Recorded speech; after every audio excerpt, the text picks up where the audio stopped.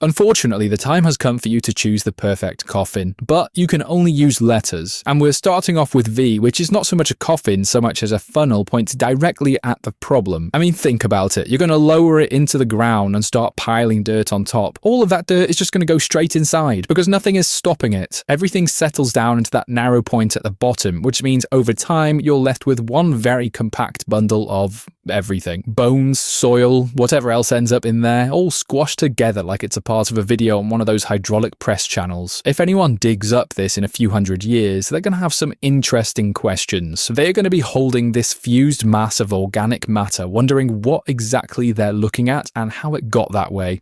Number 9. X. X at least gives you some organization. If you're a psychopath, you can divide the body into 4 sections, like it was some sort of weird final storage system. The lower section is the safest, so that's where you'd want to keep anything important, things like skulls, major bones, that sort of thing. The upper sections are more exposed, so that's where less essential parts can go. It's grim, but it is technically a structure. The problem is that you're still relying on a shape that doesn't really seal well. Over time, things shift. Your careful layout slowly becomes, well, less careful. And oh yeah, since it's just bare dirt, don't forget about all the random worms and stuff. And by the way, they are hungry for some human nutrients.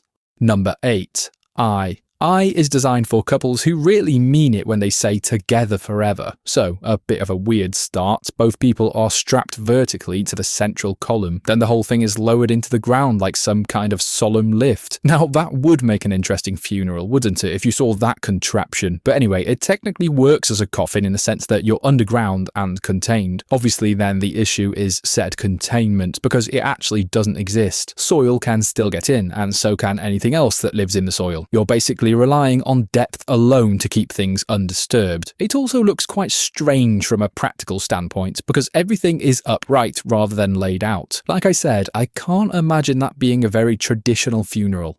Number 7. G. G is built around a very specific fear that I'm sure every human has, being buried alive. So this design includes a built-in solution. The main body goes inside the lower section and the whole thing is buried underground just enough so that the tail of the G still sticks out. Attached to that tail is a bell. You can probably see where this is going. So yeah, if the worst happens and someone wakes up, they can move, shake the structure and make some noise to alert anyone nearby. It's a comforting idea to think you might have at least one last chance. But it does also depend entirely on someone being close enough to hear it, and even worse, willing to investigate. And also, now that I think about it, a coffin is pretty dark. You're not even going to know if it's night or daytime. It could be a completely empty graveyard. But anyway, the rest of the structure is reasonably protective, but the open tail means that, again, it's not completely sealed, and the whole thing kind of rests in the shallow dirt. So imagine if a bad rainstorm comes along and accidentally washes the dirt away. Ooh, yikes. Number 6. H. H is another 2-person setup, but instead this is for the people who are not on the best of terms. The lower section is enclosed and relatively protected. That's where the person you actually care about goes. The upper section, however, is open to the soil above. I don't know, you could whack someone like your toxic ex in there if for some unknown reason you got buried together. Anyway, the dirt would naturally flood in once you start, so the design very clearly shows who got the better deal. Structurally, it holds up decently because the sides are supported, but again, the top section offers no real defense against the pure dirty dirt.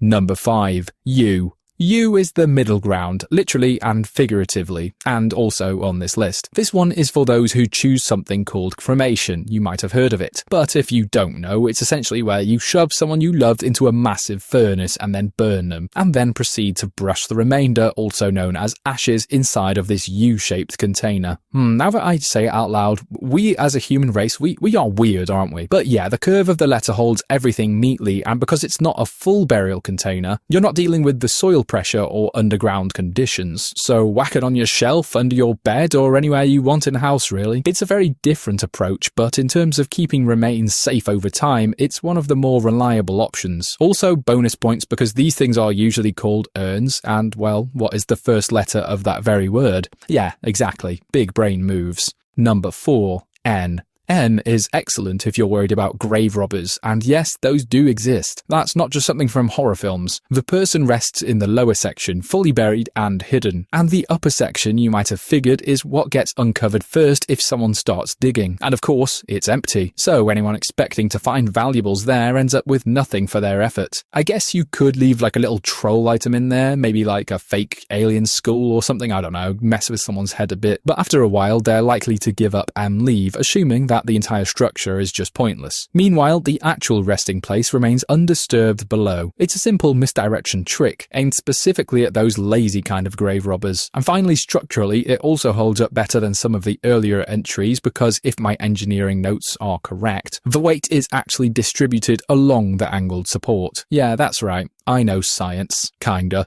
Number 3. A. A has a surprisingly good structure for a coffin. The lower section holds the body, and once buried, the shape distributes the weight of the soil in a way that keeps everything stable. It doesn't collapse inward, and it doesn't shift much over time. It's not the most spacious option, and you're resting directly on the ground rather than on a flat base, which isn't exactly luxurious, but realistically, who cares? You're literally non-existent anymore, mate. And it is secure. The small upper compartment can also hold personal items, keepsakes, anything meaningful that you want to include. Number 2. B. B is practical in a very traditional way. Everything is placed into the lower chamber, which is enclosed and protected. When you bury it, you leave the upper section above ground. And you might be thinking, okay, weird, why would you do that? Well, let me tell you, the upper part now acts as a built-in marker, also known as a headstone. So you can carve in a name, a date, whatever you want remembered. It's efficient and perfect for those wanting to spend any extra cash. The space inside isn't huge though, so everything has to be arranged carefully. But the combination of protection and identification makes this a strong option. It's basically something you'd see in a supermarket advertised as a 2-in-1 system, which the simple human brain would instantly see as a worth it kind of purchase. Number 1. O. O takes top spot because it does exactly what a coffin is supposed to do. The body is placed inside and then the structure is sealed, welded shut. And just like that, it forms a complete enclosure. The circular shape helps it distribute pressure evenly, which helps it stay intact underground for a very long time. Like, I don't know if you've done any weird pressure tests in your science class, but from what I learned, spheres are mega strong. The floor isn't perfectly flat, but if the body is positioned carefully before sealing, everything stays where it should. Nothing gets in without tools, no weirdo animals, no weirdo insects, and definitely no weirdo people. It keeps the contents isolated from the outside world, which is like the whole A is easily the worst excuse for a chair ever conceived. Need I explain what happens when you place your rear end on a sharp object that slowly expands outwards? I don't think either of us want to see that animated. This isn't Saw 3. So instead, let's pretend this chair is the worst on this list because of the inconvenience of sliding off either side if you become unbalanced. Yeah, that's a lot more pleasant than the alternative. Number 9. Z.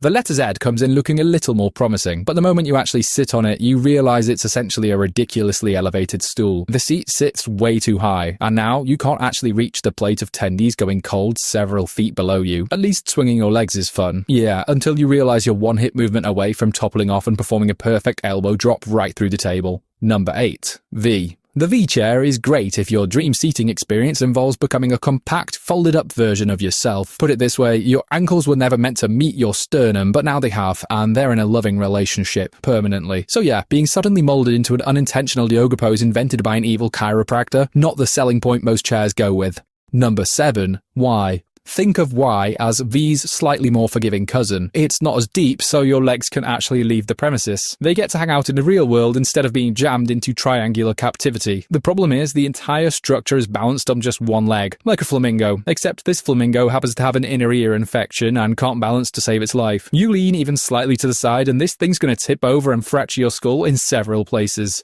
Number 6. E. Now we're getting somewhere. Ever looked at a boring old chair or bench and thought, man, I wish instead of sitting next to me, the other person could sit above me? Yeah, me neither, but go with me on this one. The letter E has 3 horizontal platforms, 1 vertical spine. This is basically a bunk bed, but for chairs. You can sit on the top for a panoramic view of your room, or sit on the bottom for a more grounded experience. And if your friend wants to join, perfect. The downside? Sitting on this shelf means your friend is now directly above you. And if they fall, which your clumsy friend always does, chances are you're getting dragged down with them. I'm noticing there's a lot of falling in this video. I like it. Number 5. G. G tries its best, it really does. It offers that nice curved shape, nice to look at. Unfortunately, aesthetics don't always equal comfort. If you lean back, you immediately make physical contact with that little protruding spike at the top. I mean, it's not going to stab you too hard or anything like that, but it's definitely going to make those 10-hour gaming sessions the most excruciating experience of your life. Posture assisting chairs fear this letter, as do I say whilst slouched over at a 90-degree angle.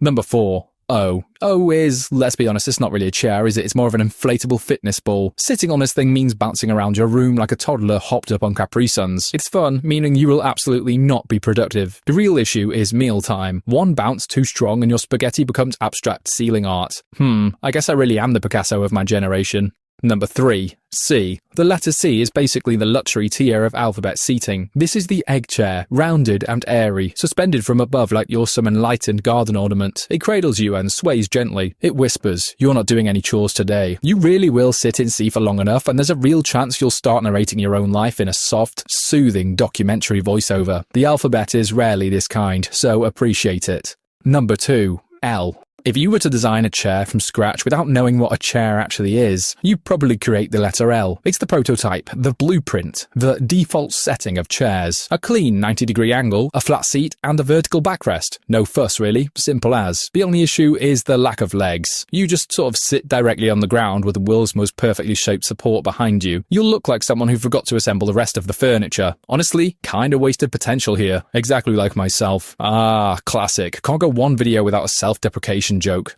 I wish it was a joke. Number 1. J. And at the top spot we have the letter J, the undisputed champion of alphabet seating. Everything about it screams comfort. That graceful curve holds you like it was designed by someone who actually cared about your lower back. And it's got that natural lounge chair recline built in, letting you sink in without folding you in half like some of the other letters. It's even got a little roof. Unexpected rain, covered. Sun too bright. You ever think what symbol would make a really good pool? Well, it's safe to say that it probably wouldn't be an underscore, which somehow manages to be worse than just digging a hole and calling it a day. Yeah, this is basically a slippery floor pretending it belongs near water. There's a noticeable lack of walls. Well, there's none at all, actually. If you pour water in it, it just spreads out in every direction like it's got somewhere else to be. Probably wants to be doing anything but watching this dumb video. But yeah, get your wet floor signs out, because the moment someone steps near it, it becomes a slip hazard rather than a swimming experience. So I doubt you'll be swimming here much. You're more likely just going to be wet and angry. It's the kind of thing you'd find after someone said, "Yeah, I'll clean that up later," and just never bothered.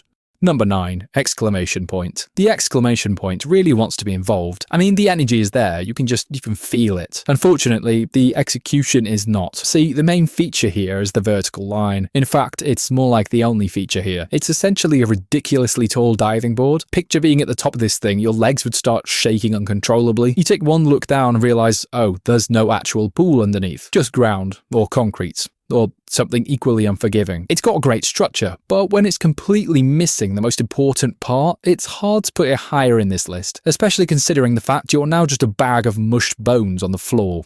Number 8. Square bracket. Now, you already know I'm guilty of bending the rules now and again in these videos, and okay, I know a lot of you hate it when I do that.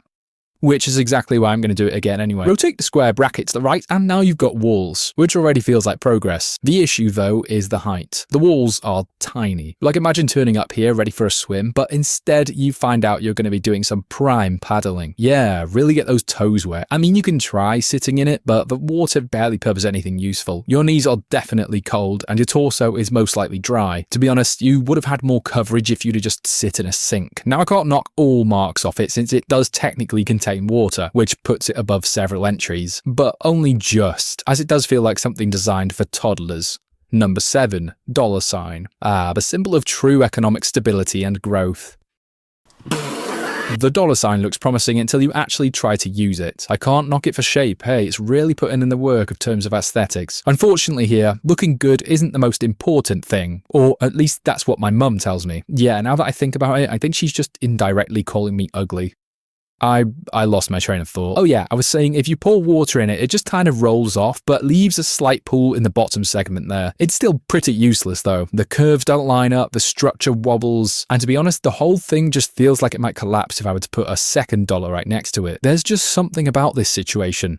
Is that a greater than symbol flying in? Number 6. Ampersand. This one hurts, it really does, because it was actually so close to being great. In terms of shape, chef's kiss. Like, it's rounded, it's contained, and it looks actually deep enough to swim in, which, believe it or not, is a selling point for a lot of people when it comes to a pool. And walking up to it, you think, yeah, this could work. Then you realize there's no way in. Not a set of steps or a little gap, quite literally no point of entry. It's completely sealed. So you just stood there, staring at a perfect little pool you're not allowed to access. It feels like some sort of cruel design exercise. The water is right there, you just can't have it. Number 5. Hashtag. Like the last entry, the hashtag once again almost pulls it off. The top middle section can actually hold a decent amount of water. You could sit in there and even relax for a bit. The problem is everything around it. All the other sections are wide open, so water just leaves immediately. You fill one area and it just drains away like it never wanted to be there in the first place. It's frustrating because you can see the potential. Like, you saw my vision here, come on, admit it. One small tweak and this would have worked. As it is though, you end up with one usable square and a bunch of wet ground.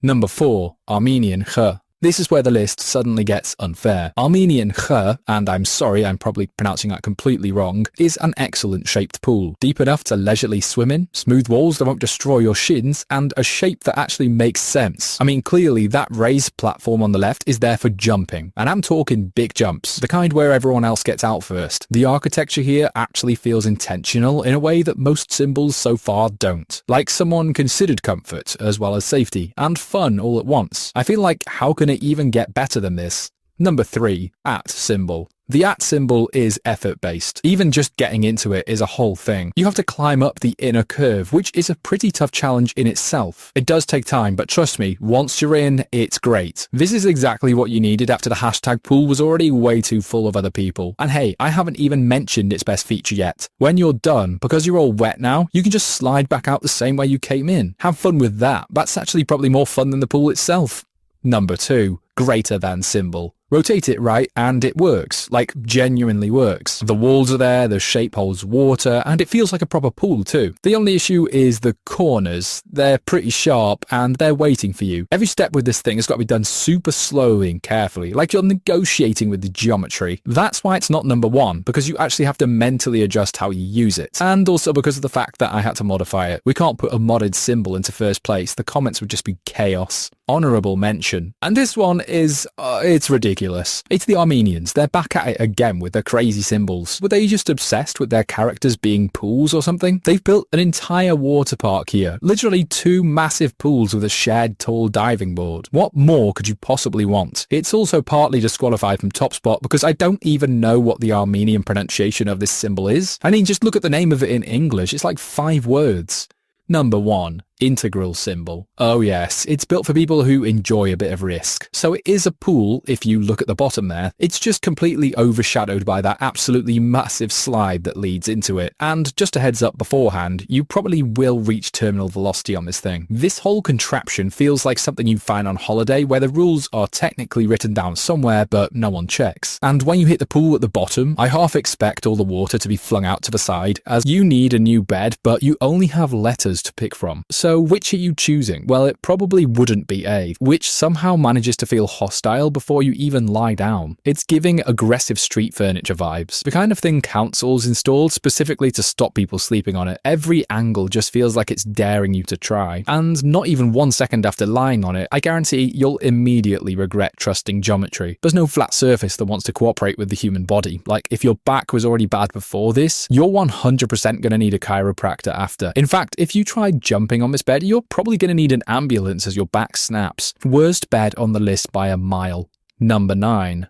O. O doesn't exactly fill you with hope when you first see it. If anything, you look at the paper receipt of what you just bought from the store to check you didn't accidentally buy a hot air balloon or something. It's weird because round things, at least to me, seem friendly, but that's clearly not the case, as you'll realise if you actually lie on the top there. Yep, see, there you go, sliding off time and time again. And it just continues like this. You'll spend the entire night slowly sliding. It kind of gives the term drifting off a whole new literal meaning. So yeah, sorry to break it to you, but no amount of readjusting is going to keep you stable. Don't forget, there's no edge to stop you, so there's no corner to brace against. But it's okay. Instead, you get to enjoy the comfort of constant micro movement. All I'll say is sleeping here feels like trying to nap on a slow-moving exercise ball. You never fully relax because your your body is always compensating. It's exhausting. Number 8. X. X at least commits to an idea, not necessarily a good one, but an idea nonetheless. It subjects you to a very strict 90-degree angle, like you're part of a very uncomfortable diagram. This isn't a long-term solution, but it does have one redeeming feature. It holds you in place, so unlike previous letters, you're not rolling around anywhere whilst half asleep. You're wedged in. That's great if you're worried about falling out of bed. Less great if you enjoy circulation. It feels more like being stored than sleeping, kind of like you've been stowed away as cabin baggage in a plane before takeoff. Probably fine for a nap, but definitely not fine for 8 hours.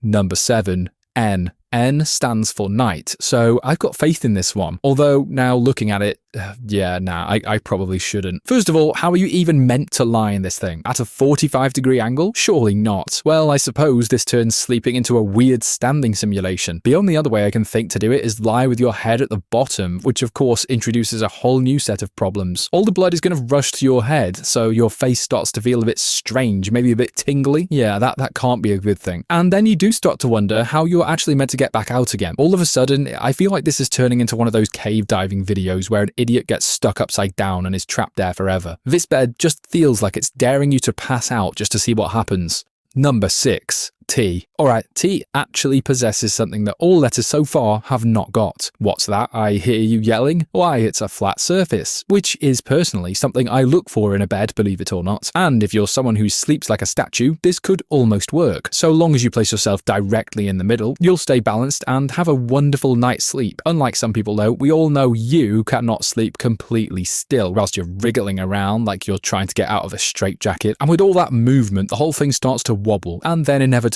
it all comes tumbling down, making that dream where you were skydiving with no parachute have a painful ending. Like a sensei in a temple, it's a bed that demands discipline. No dreams allowed. Number 5. U. U is misleading. Reason being that when you lie down, it cradles you nicely. With there being support on both sides, this thing feels like it's the coziest thing in the world, and you decide to change it to number 1 in the list. But about 10 minutes later, you go ahead and undo that decision because, as you'll realize over more and more time, this type of shape is not a comfortable resting position for hours on end. See, unless you're a cat, your back is going to start complaining at you. The curve that once felt oh so cozy gradually starts to feel completely wrong. Your spine doesn't know what it's supposed to be doing. You start shifting around, trying to find a position that works, and slowly realize why more beds are flat. This one is fine for a short rest, but overnight, forget about it. Number 4.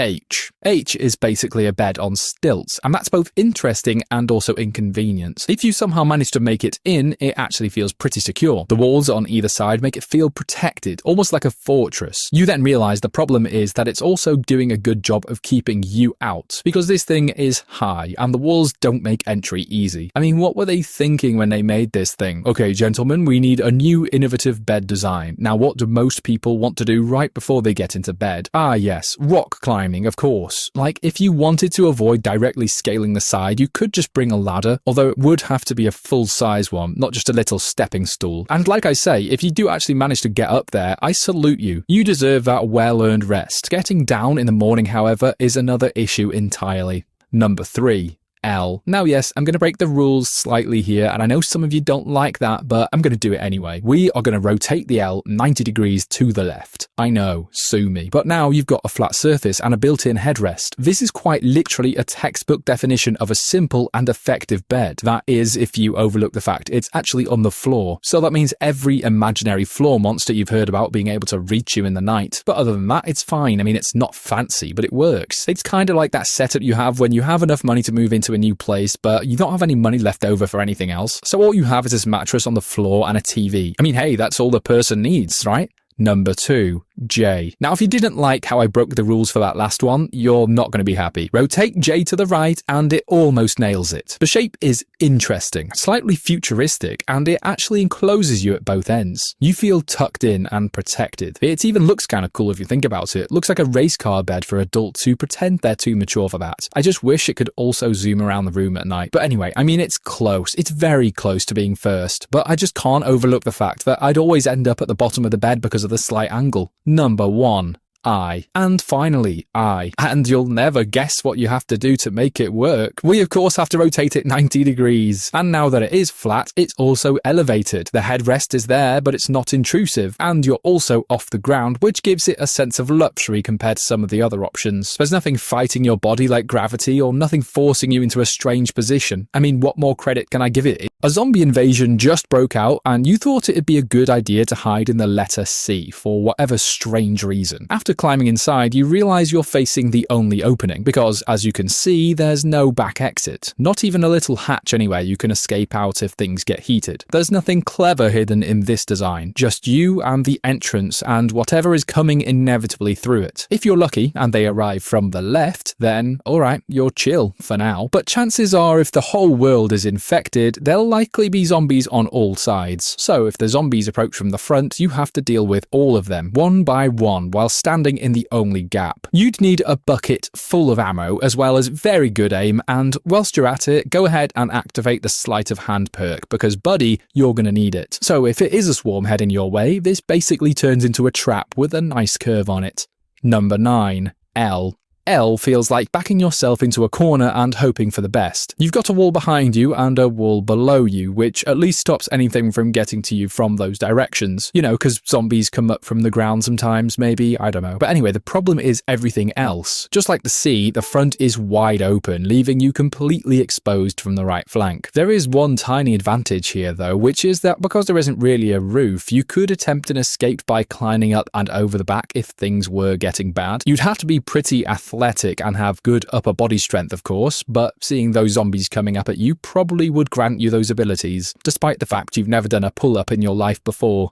Number 8. V. Yeah, looks pretty good, right? Probably the kind of thing you'd go for if you're an idiot. Alright, okay, let's start with the positives though. Look at those high walls paired with slightly overhanging edges. That's going to make it particularly hard for any zombies to climb up at that angle. And when you climb inside, it feels like a promising structure to wait out the madness. But what happens when something, in this scenario a zombie, runs into it at full speed? Since there's no proper base support, the whole structure relies entirely on balance. Even just one clumsy zombie with a poor sense of direction is enough to knock it over. And once it tips, you're exposed instantly. You fall out and the walls are no longer between you and the problem, and now you're running. So yeah, this one's strong in one very specific scenario and completely useless in the next. Number 7. A.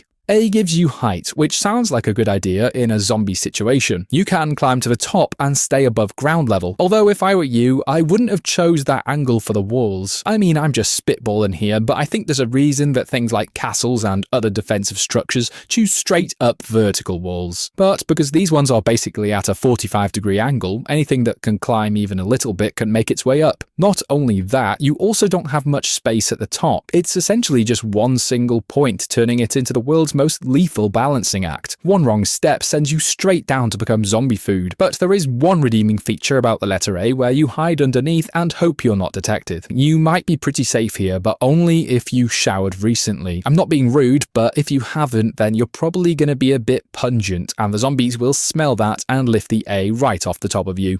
Number 6. E. E works well from one direction and very badly from the other. If the zombies approach from the covered side, you're safe for a while. You've got a solid barrier and a bit of depth to work with. You could even climb up to the top section and enjoy a view of the post-apocalyptic city ravaged by chaos. Unfortunately, as you gaze into the distance in front of you, you can see a swarm of unrelenting zombos charging right in your direction. And when they arrive, there's nothing between you and their hungry mouths. So yeah, you might want to drink this view in for a little while because it's probably the last one you're gonna get. Number 5. O. O is completely enclosed, which feels reassuring since it's the first letter so far to try this approach. You climb inside and seal yourself in. Side note, don't look too deep into the logic of how we can open and close letters depending on the video. We have no consistency here. Anyway, for a moment you think you've solved the problem. Zombie can't grab onto smooth surfaces, and so they're not climbing on or in it. But what if these are some mentally smart zombies? You know, some real Albert Einstein type ones. They'd figure out that they can push you about, and suddenly you're not in control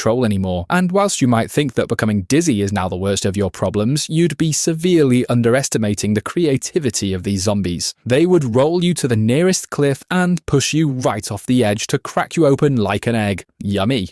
Number 4.